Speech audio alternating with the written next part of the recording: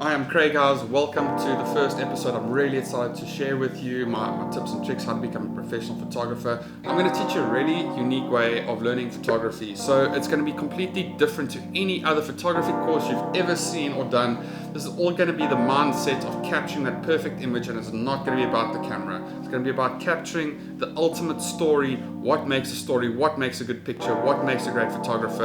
You're going to learn it all.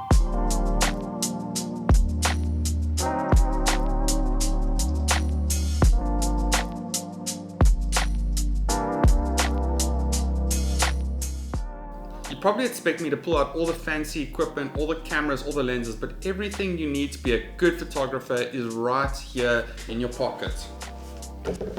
Mom, I'm busy. I'm shooting, Mom. No, not on my banana, on my apple. So I started off, I got to my first 100,000 followers by using this bad boy. Like, it's in your pocket, it's accessible, it's right there. And by limiting your technology, you're able to expand your creativity and get great shots on your phone. For me, photography is going out and finding something and finding beauty in it and trying to capture in the best way. And the most important thing about photography is to get out and try to take pictures. Spend an hour every day driving somewhere, drive down the road, go find a cow that's like in the field with fog. Okay guys, enough talking. Let's get out there and let's take some pictures. So guys, we are out and here are a couple of tips to take a great photo. So if you look behind me, one, location. I found a really pretty spot to take pictures. It's got a really nice vantage point if you see behind me. And to be honest, this is the sort of place where you would come with like your chick if I had one. But so if anyone wants to join me, I'll send GPS coordinates and stuff. But number two, look how beautiful the light is on my skin or face or on the mountains behind me. Like, golden hour makes a massive difference in photography. Midday, the sun comes from the top and it's this hard white light and it's got all these shadows like on people's faces, on the mountains.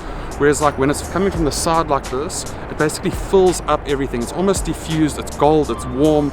Makes everyone's skin look nicer, it makes the environment look nicer, and it just really makes pictures look a lot more high definition because you just see more.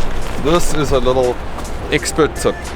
So with photography there's depth, not the type of depth about meaning and all this stuff, there's that too, but do you want depth and you want your eyes to go and you want to add a bit of a story to it. So if you've got this beautiful view over there, take that as paradise.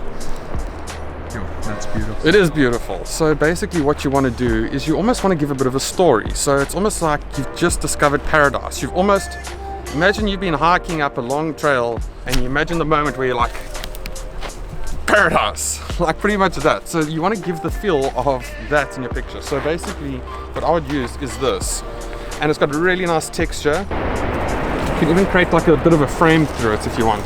Also, don't tell anyone about this, but the bush doesn't theoretically have to be on the bush. The bush can be anywhere.